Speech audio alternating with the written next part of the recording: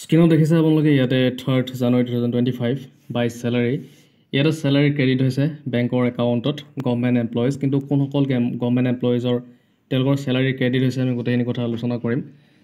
আৰু কাৰ হোৱা নাই এতিয়ালৈকে কিন্তু কিছুমান ডিপাৰ্টমেণ্টৰ এতিয়ালৈকে হোৱা নাই চেলাৰী বা তেওঁলোকৰ ইনষ্টলমেণ্ট হওক যিটো এৰিয়াৰ্ছ আছিলে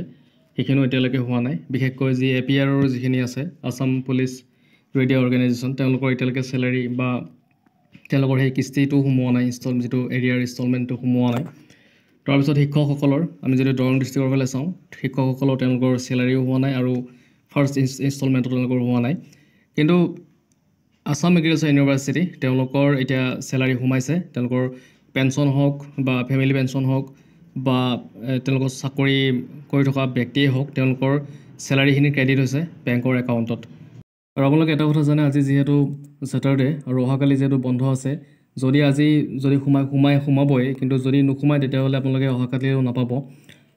মানডে মানত কিছুমান ডিপাৰ্টমেণ্ট সোমাব লাগে আৰু মানডেৰ পৰা ছেকেণ্ড উইক আৰম্ভ হ'ব আৰু ছেকেণ্ড উইকত আপোনালোকৰ যিখিনি এৰিয়াৰ প্ৰথম কিস্তি আৰু দৰমহাখিনি মষ্ট অফলি এইখিনি সোমাই যাব লাগে